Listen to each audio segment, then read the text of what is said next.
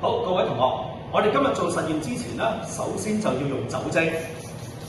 消毒下雙手啦，同埋台面嘅工具先。好啦，當用酒精消毒完之後，確保台面咧冇細菌啦。好啦，跟住咧，我哋攞個培養皿，我哋將個培養皿個底反轉向天，然後用 marker 喺個培養皿嘅底部寫上你嘅組別同埋培養皿嘅名稱，譬如第一組，咁我今日咧係會睇下個係碗，咁我寫個碗字啦。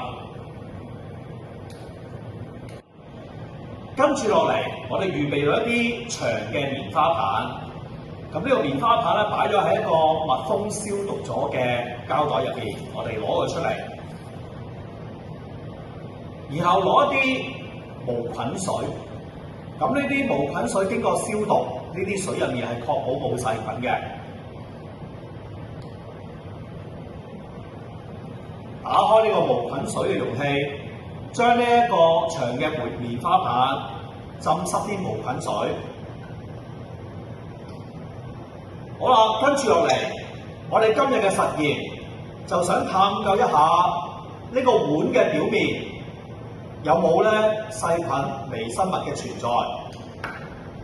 我哋將剛才掂咗無菌水嘅棉花棒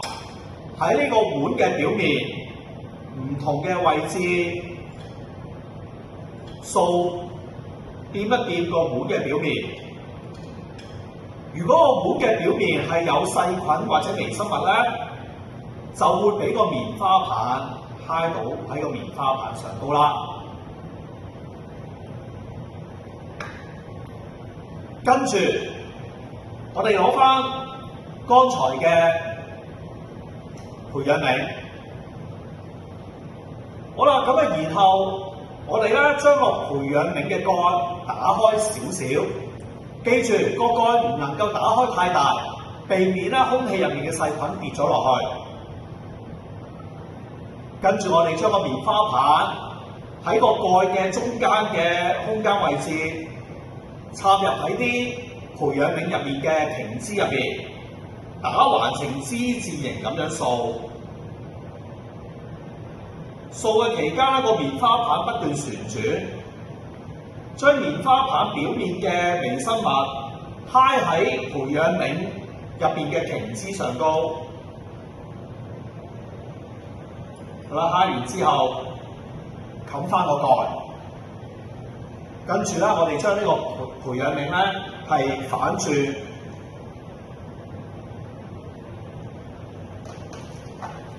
然後咧將呢個培養皿放入一個可以密封嘅密實袋入邊。